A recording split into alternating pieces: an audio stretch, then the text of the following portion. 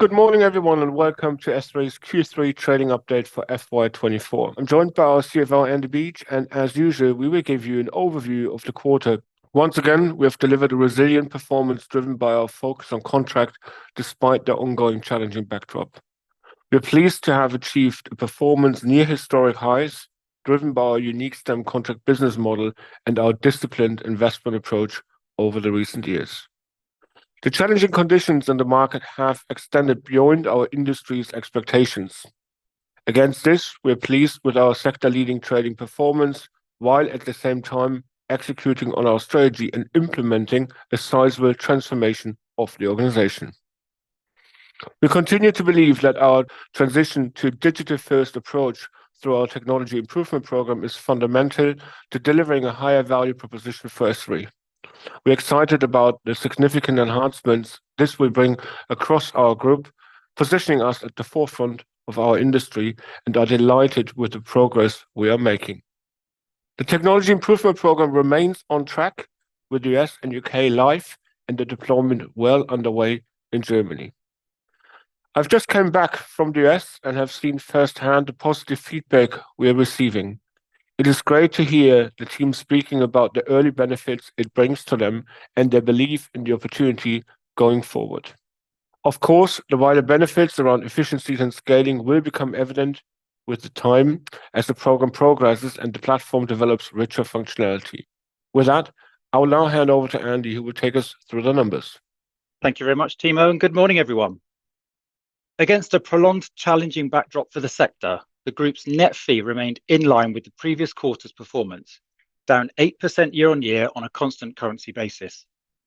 Our contract business declined by 8%, with ongoing softness in new placement activity, partially offset by continuing robust extensions.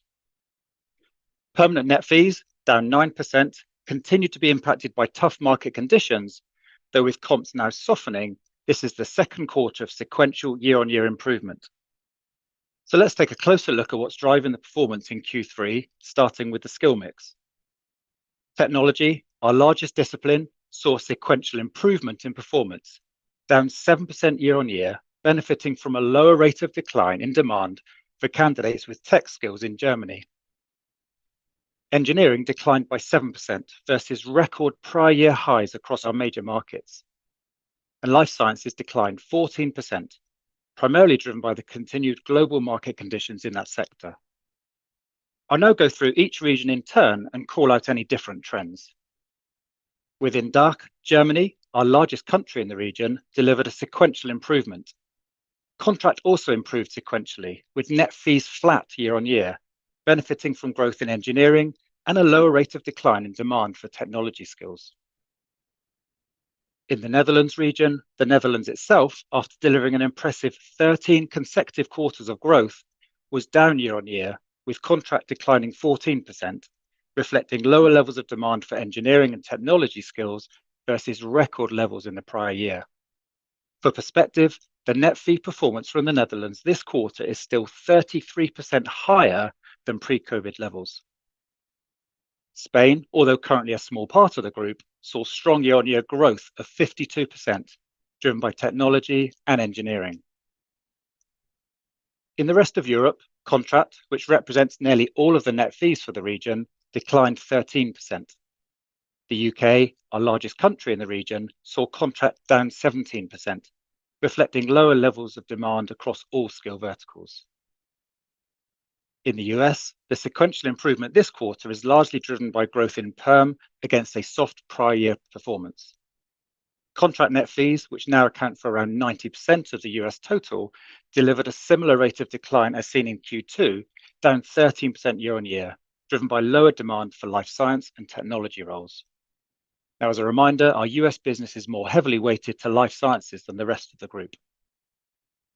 And finally, in the Middle East and Asia, Japan, which represents around 2/3 of the region's net fees this quarter, delivered an impressive performance, reflecting growth across the three main skill verticals, while the UAE declined, driven by reduced demand for roles in engineering and finance, partially offset by continued demand for life science skills. Moving on to headcount, we continue to closely monitor and take the evolving market conditions into account. Period end headcount was down only 1% compared to the end of FY23, as we remain focused on managing our business prudently, but also ensuring that we are well positioned to take advantage when the market improves. The contract order book of 167 million is down 6% year on year, reflecting the protracted soft new placement activity, partially offset by our ongoing strong contract extensions, and this continues to offer sector-leading visibility. When the FY24 portion of the contract order book is combined with the net fees delivered year to date, we have visibility of close to 90% of full-year market consensus net fees. And finally, we have a robust balance sheet with net cash of 45 million.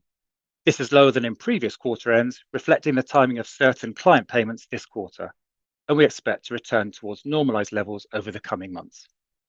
With that, I'll hand back to Timo. Thank you, Andy. To summarize, once again, we've delivered a resilient performance this quarter within challenging market conditions. Our contract extensions continue to be robust, demonstrating our clients' need to retain critical STEM skills and flexible talent.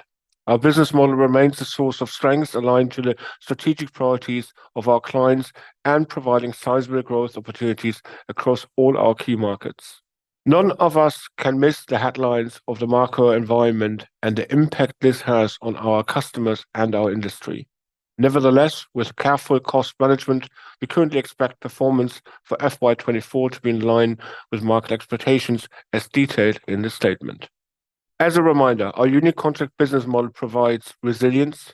In practice, this means that when markets turn and new placements activities increases, the recovery in net fees tends to be smoother and from a higher overall level, resulting in a more even through the cycle net fees profile. As an organization, we are always striving to improve. As such, while the market has been challenging, we have continued to invest. We are confident that we're in a position of strength and will emerge a much stronger version of ourselves. Thank you all once again for joining us this morning. You will hear from us again on the 17th of December, where we'll be issuing our full year trading update. Thank you very much and speak soon. Bye-bye.